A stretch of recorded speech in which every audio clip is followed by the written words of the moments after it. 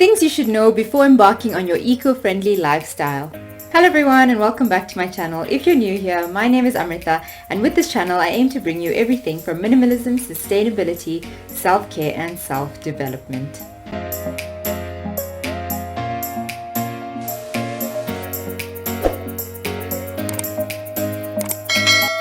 So first off, the term sustainability is a broadly used term. Sustainability in the environmental context generally refers to using less of Earth's resources than can be replenished. On the other hand, the waste we produce from consuming items made from these resources can be harmful to the environment. Everything from the plastic pollution that blocks drains and ends up flooding entire communities, which sounds bizarre, but has happened in countries like Cameroon. And organic waste, on the other hand, if not dealt with properly, that is, if you're throwing it away in your bin rather than composting it, creates a gas called methane which contributes to global warming.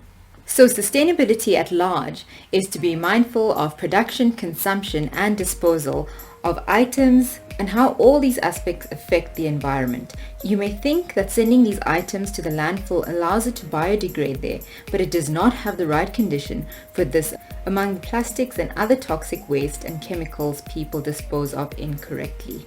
And because sustainability is such a loosely used term, governments and large organizations use this to mask their poor decisions and pretend that their actions are not as damaging to the environment as they would like us to believe.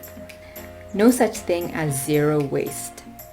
People can kid you and tell you that they live a zero waste lifestyle, but this is impossible.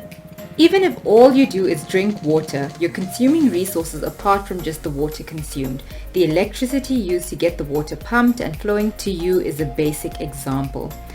And in South Africa, we predominantly use coal to produce electricity, and this releases CO2, which again goes to show that there's nothing you consume that is zero waste.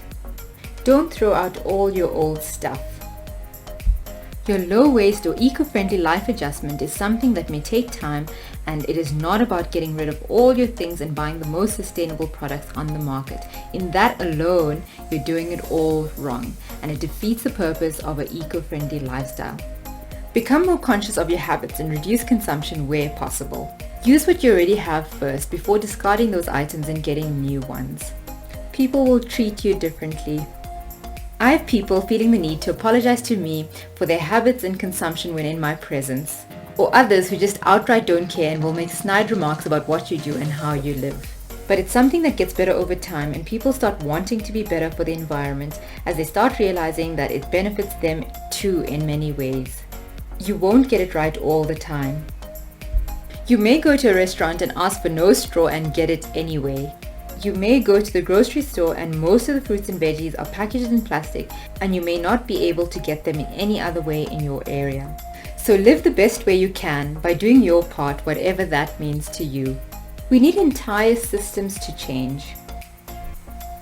For instance, on the African continent, Kenya has one of the strictest plastic bans and changes have been made on a systemic level. Where South Africa, on the other hand, refuses to sign the Global Treaty Against Plastic and was a no-show at the ministerial meeting earlier this month. Living a sustainable lifestyle is not about you being perfect and eliminating 100% of your trash, but also trying other means such as voting with your money and affecting demand in the market. If you demand change, someone will supply it if there's enough demand in society for this change.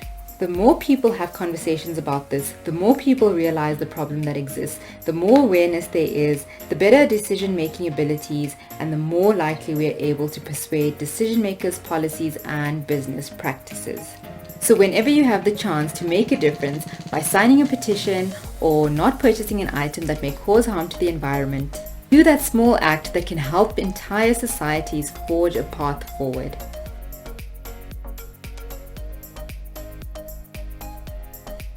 That's all the rambling from me for this video. Until next time, be the change you want to see.